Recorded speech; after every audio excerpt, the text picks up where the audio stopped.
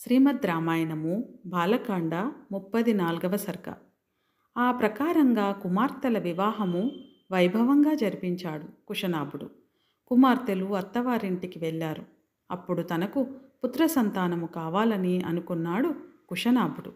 పుత్ర సంతానము కోసరం పుత్రకామేష్టి యాగము చేశాడు. ఆ యాగం జరుగుతున్న సమయంలో కుశుడు తన కుమారుడైన కుశనాభునితో ఇలా అన్నాడు: కుమారా, నీకు సకల సద్గుణ సంపన్నుడు ధార్మికుడు అయిన కుమారుడు జన్మించగలడు అని పలికి తాను బ్రహ్మలోకమునకు వెళ్ళిపోయాడు. కొంతకాలం జరిగింది. గాది అనే కుమారుడు జన్మించాడు. ఓ రామ, ఆ గాది నా తండ్రి. శకుని వంశమున పుట్టడం చేత నేను కౌశికుడు అనే పేరుతో కూడా పిలువబడుతున్నాను. నాకు ఒక జ్యేష్ఠ సోదరి ఉండేది. ఆమెను నా తండ్రి గాది బుచకుడు అనే వానికి ఇచ్చి వివాహం చేశాడు. ఆమె తన భర్తతో పాటు సశరీరంగా స్వర్గమునకు వెళ్ళింది. ఆమె ఈ భూమి మీద కౌశికి అనే పేరుతో ఒక మహానదిగా ప్రవహిస్తూ ఉంది.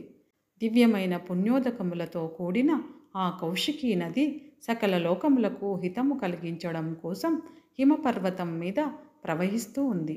నేను నా సోదరి మీద ఉన్న ప్రేమతో ఆ మహానదీ తీరమున ఆశ్రమము నిర్మించుకొని తపస్సు చేసుకుంటున్నాను. రామా, ఈ యాగము చేయుట కొరకు సిద్ధాశ్రమమునకు వచ్చాను. నీ వలన యాగమును నిర్విఘ్నముగా పూర్తి చేయగలిగాను. నా కార్యము సిద్ధించింది. ఓ రామా, నీవు అడిగినట్టు నా గురించి, నా జన్మ గురించి నీకు చెప్పాను. ఇప్పటికే అర్ధరాత్రి దాటినది.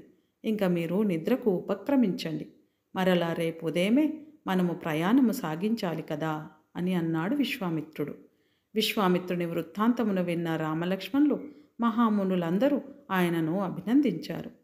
ఓం విశ్వామిత్ర మహర్షి, మీ వలన కుశవంశము పూజ్యమైనది. మీరు బ్రహ్మదేవునితో సమానమైన వారు.